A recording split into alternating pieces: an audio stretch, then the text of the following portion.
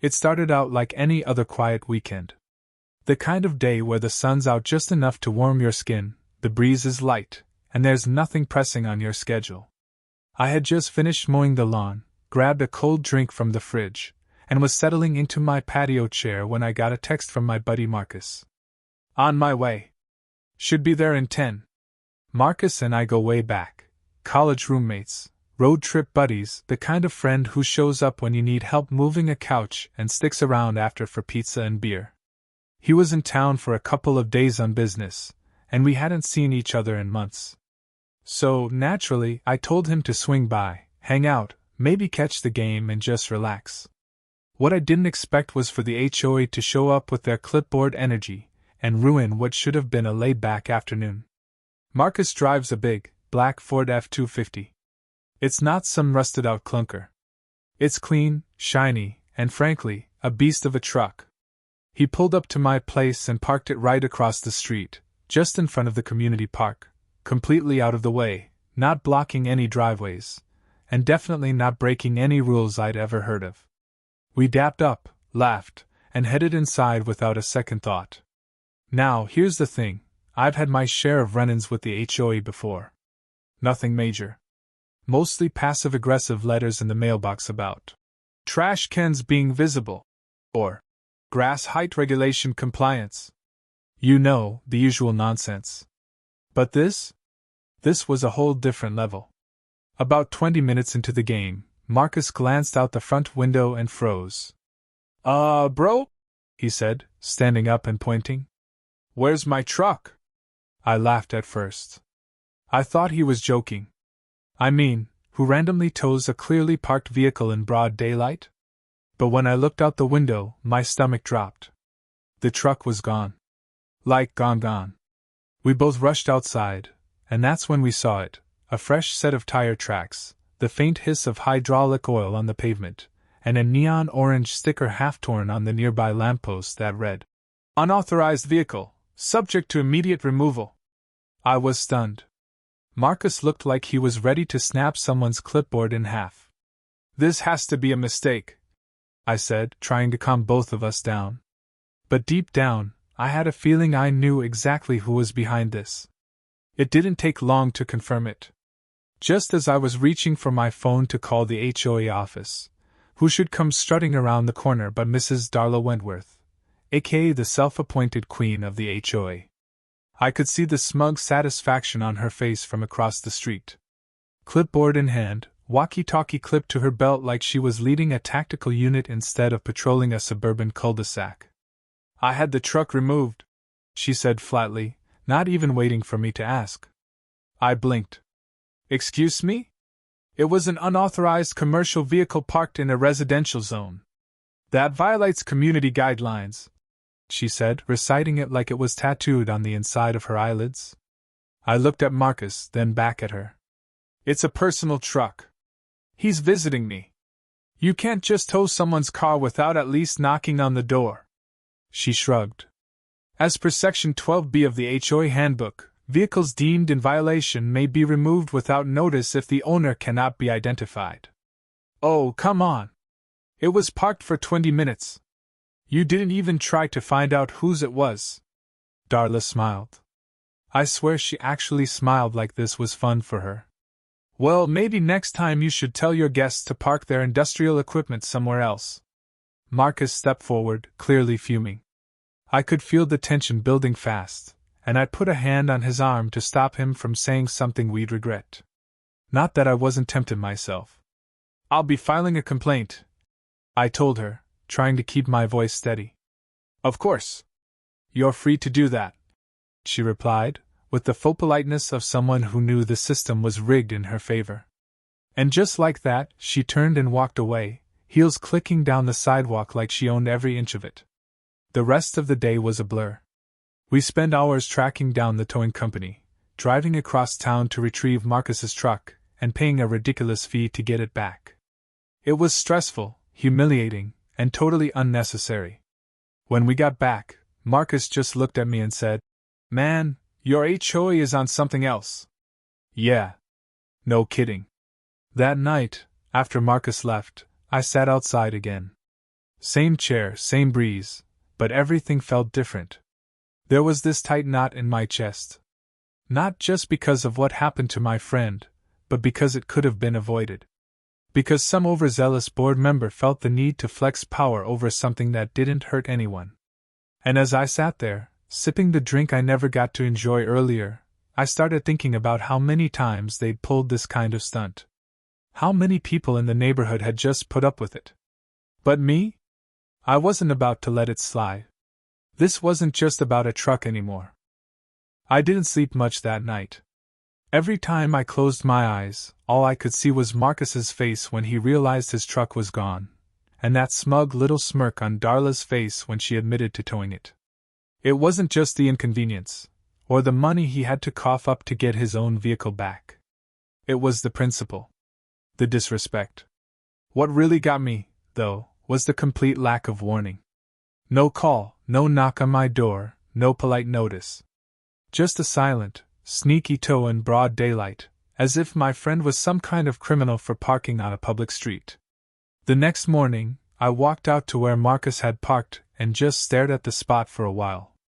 You could still see the marks on the pavement where the tow truck had dragged his tires.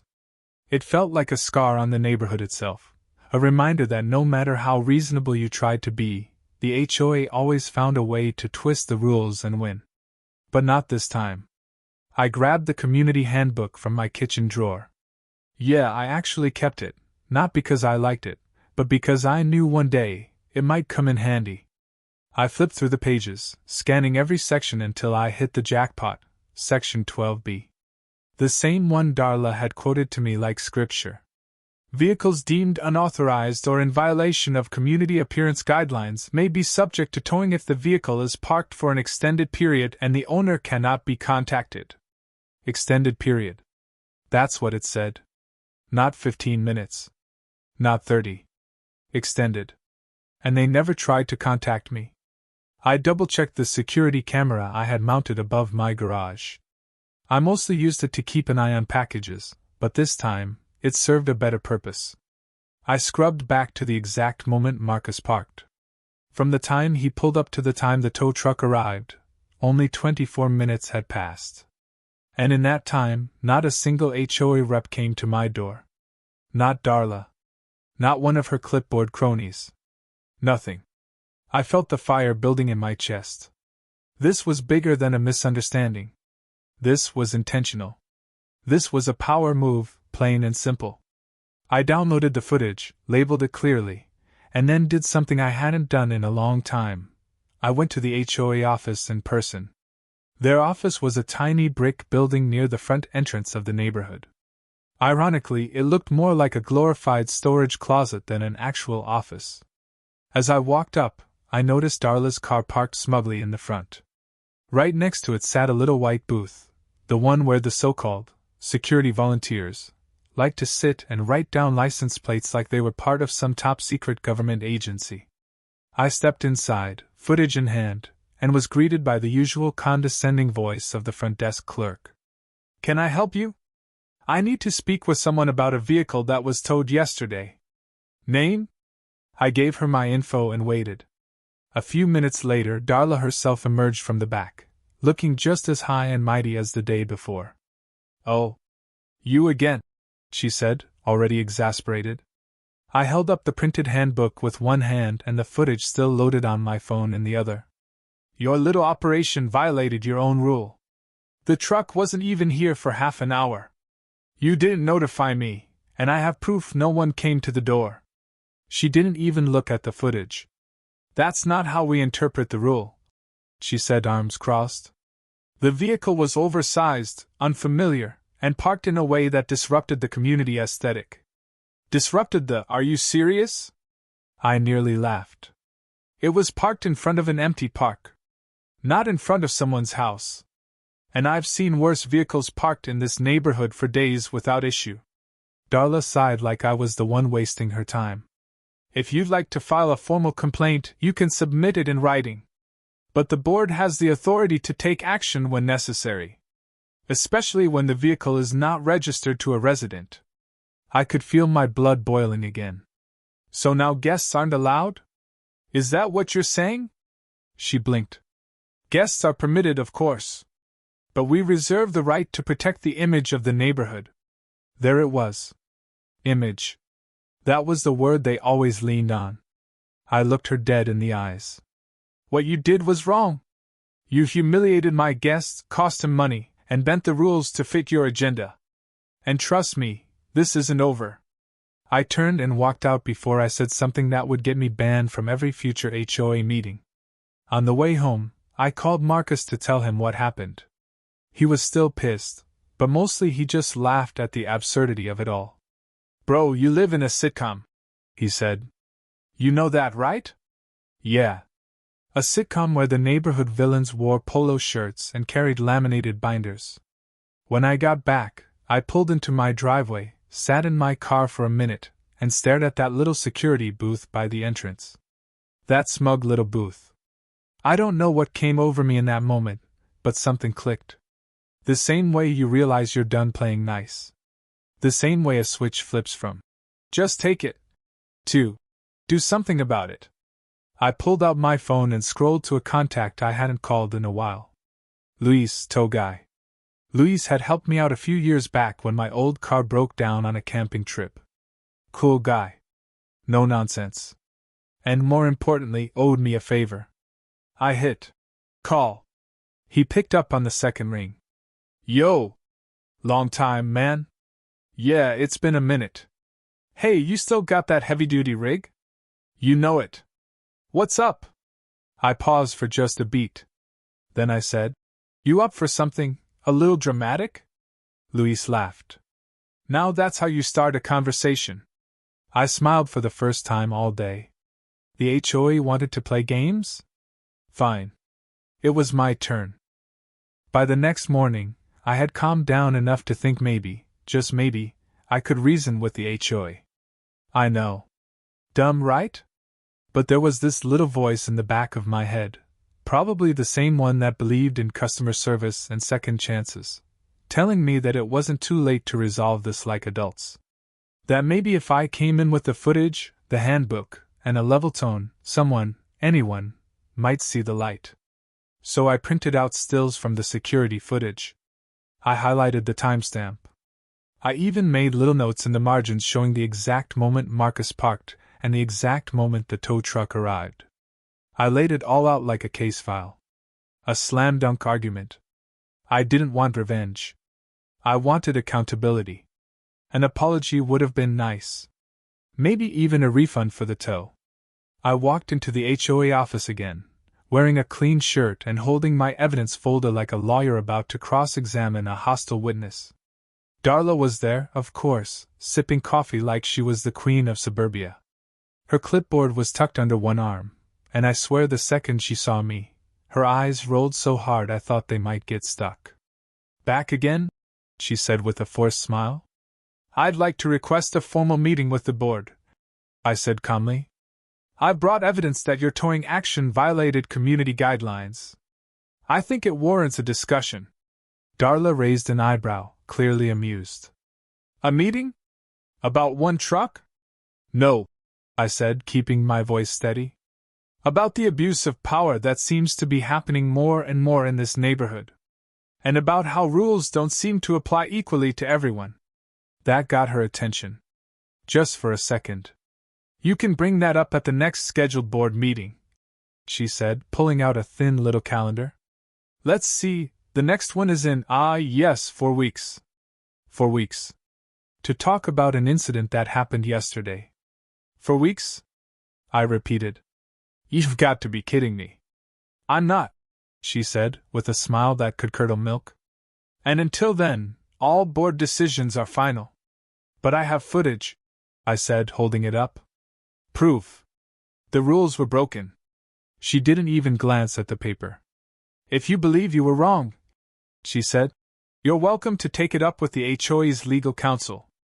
But as far as we're concerned, the matter is closed. That was the moment it hit me. There was no reasoning with these people. Not Darla. Not the board. Not any of them. This wasn't about the truck, the rules, or the neighborhood's image.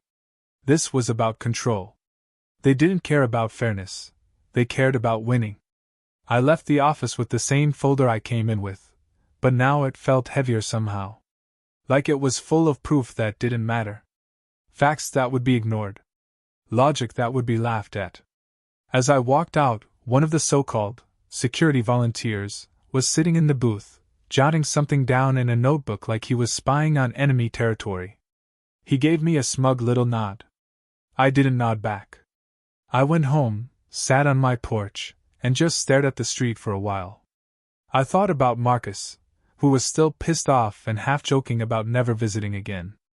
I thought about the dozens of neighbors who had told me their own horror stories over the years. Towed cars. Fined for flags. Cited for mailbox paint.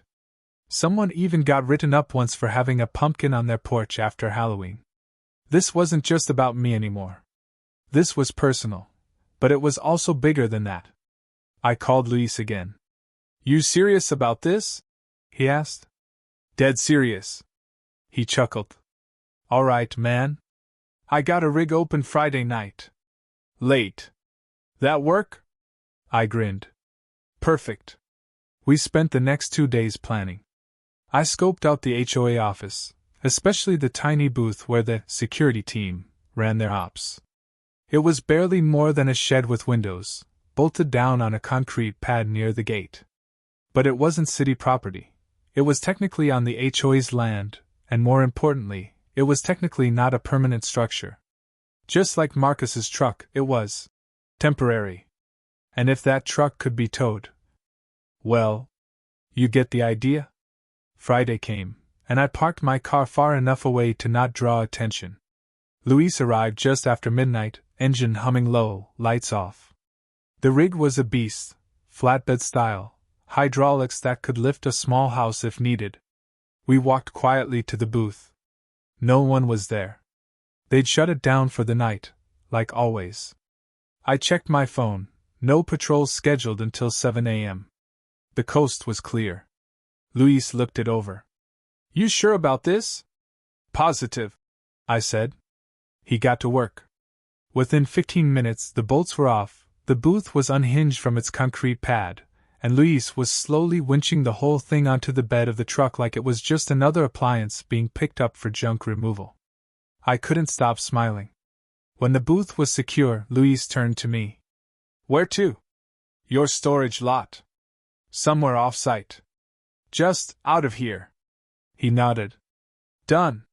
As he pulled away, I stood there in the moonlight, watching the booth disappear into the night.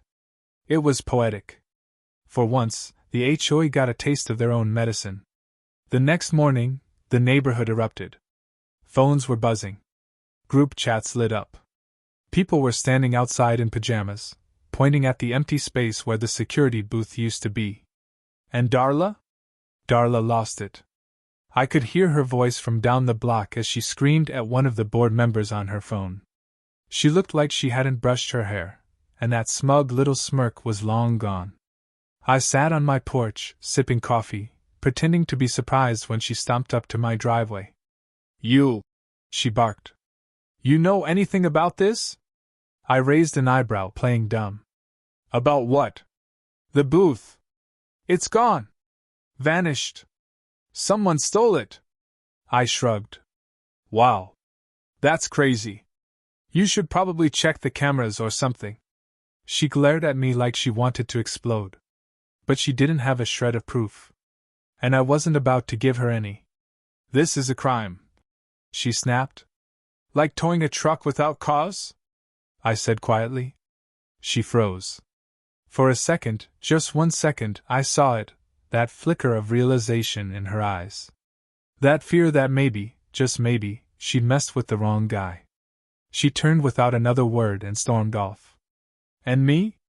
I went back to my porch, finished my coffee, and smiled. Because for once, I'd played their game, and won. By Saturday morning, it was all over the neighborhood group chat.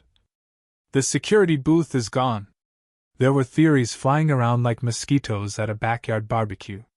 Some people thought it had been stolen. Others claimed the HOA had removed it for maintenance. A few conspiracy-minded folks even blamed aliens. But I just sat on my porch, sipping my coffee, watching Darla and her HOA minions spiral into chaos. For once, the shoe was on the other foot, and it fit perfectly. Let me back up. The night I made the call to Luis, it wasn't just a spur of the moment. Let's get even decision. I'd spent days thinking about it. Stewing. Watching how Darla weaponized the rules, twisted the handbook, and made my guest feel like a criminal for parking his truck outside my house for one evening. The HOA had turned our quiet little neighborhood into a tightly controlled HOA dictatorship, one where they could tow your vehicle without warning, fine you for leaving your trash can out for 10 extra minutes, or cite you for having unapproved curtains. Yes. Curtains. Someone on my block got fined for them once. But this time, they messed with the wrong neighbor. I'd known Luis for a while. He ran a local towing business that mostly helped with breakdowns and repossessions. But he wasn't exactly a fan of HOAs either. They tried to ban his tow trucks from parking in his own driveway because they weren't aesthetically consistent with community standards. So yeah, he had a bone to pick too. When I explained my plan, he didn't even hesitate. Just tell me when, he said. The booth itself was barely more than a glorified shed with windows and a broken ceiling fan. It was set up right by the entrance, where the volunteer security sat and pretended to monitor the neighborhood, writing down license plates, snooping, sometimes even flagging down visitors like they were guarding the Pentagon. But here's the funny thing, it wasn't a permanent structure. No foundation. No permits filed with the city. Just 4 bolts holding it down to a concrete pad. That meant, technically speaking, it could be moved. Just like Marcus's truck. And that's exactly what we did. Luis rolled in with his flatbed under the cover of night.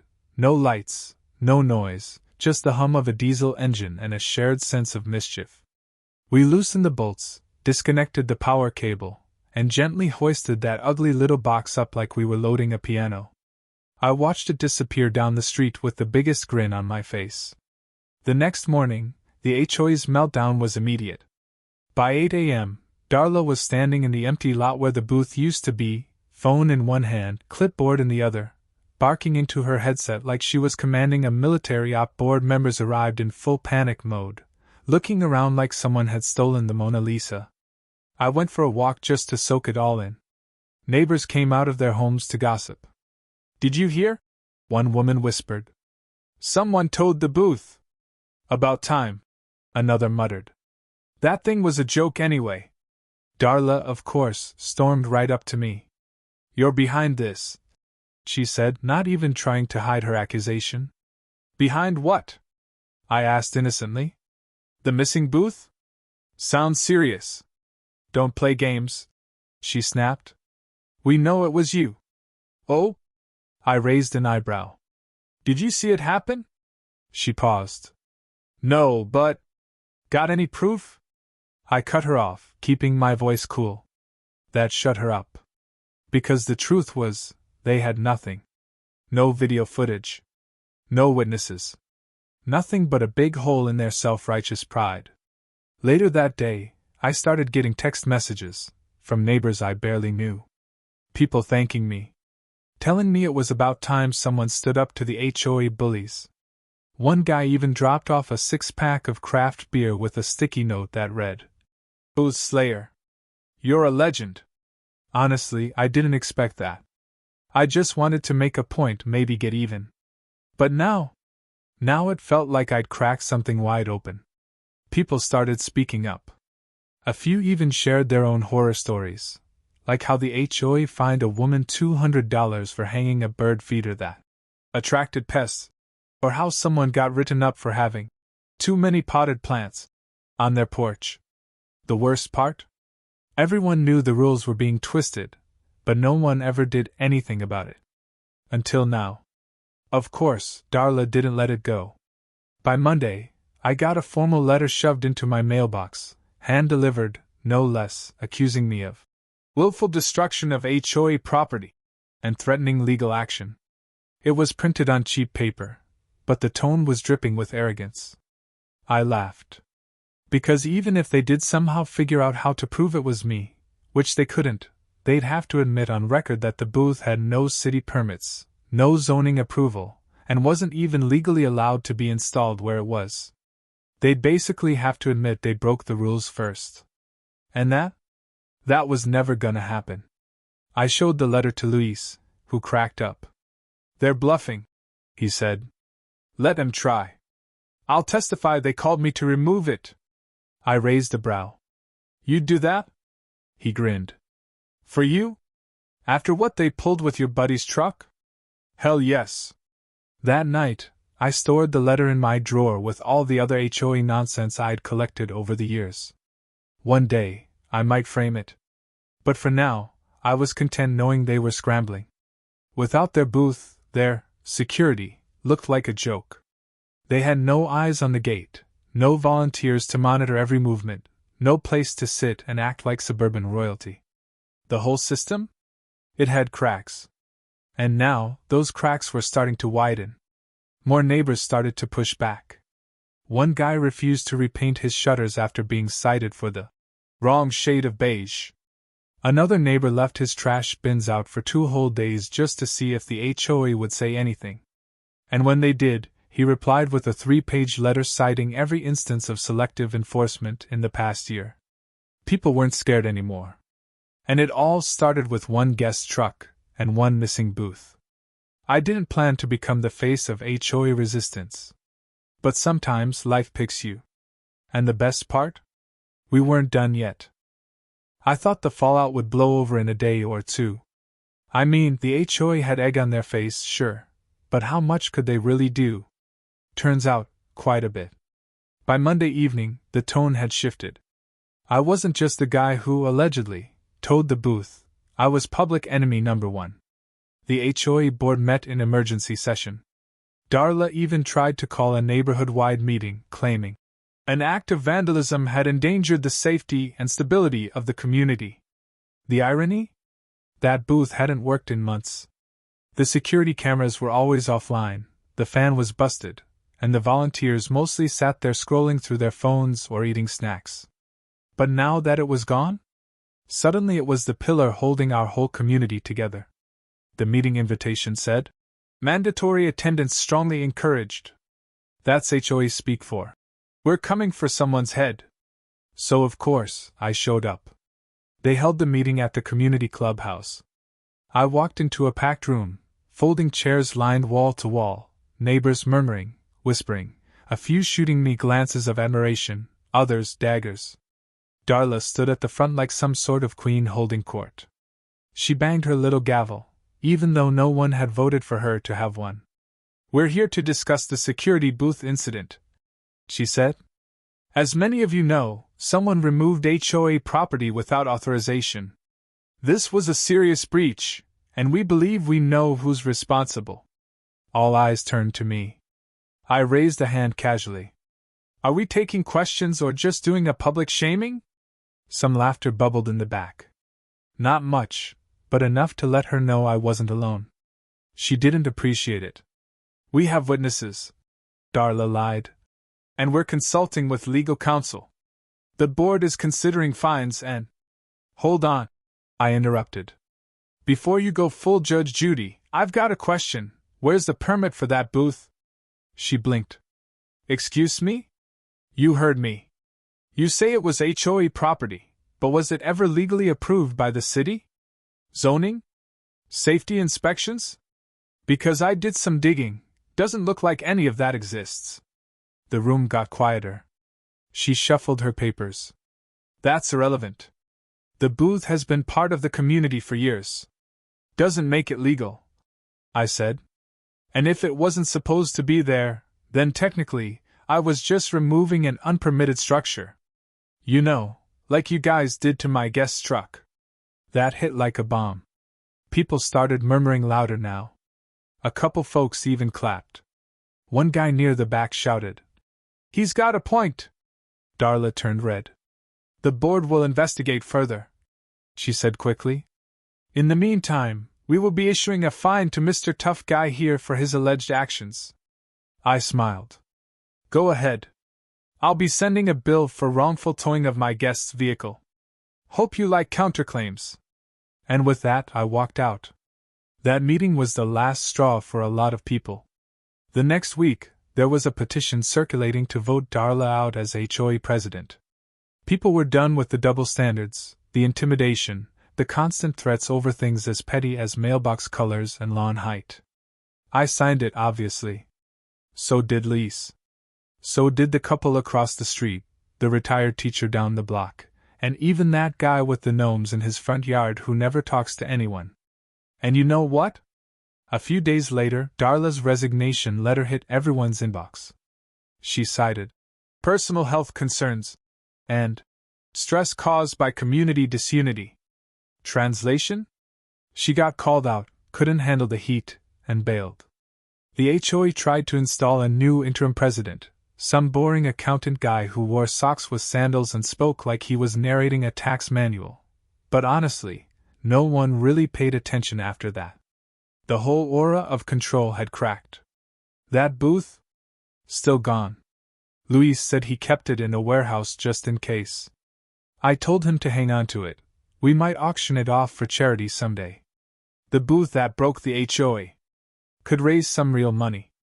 As for Marcus, my guest whose truck started all this, he came back the following weekend. Parked right in the same spot. No issues. No towing. Not even a warning. The new interim board must have figured out real fast not to poke the bear. We grilled steaks in the backyard that night. He raised his beer and said, "You really went nuclear over my truck, huh?" I laughed. "Wouldn't you?" He nodded. "Hell yeah. I just wouldn't have had the balls to tow a whole building." "Wasn't a building." I grinned. "Just a glorified shed. But here's the thing, and I mean this from the heart, I don't regret a second of it. Yeah, I stirred the pot. Yeah, I gave the HOA a black eye. But they earned it. Every fine. Every smug letter. Every passive-aggressive rule they enforced just to flex power. All I did was remind them that they're not untouchable. And now? The neighborhood's different. People talk more. They look out for each other instead of spying on each other. Someone painted their shutters neon green and no one said a word.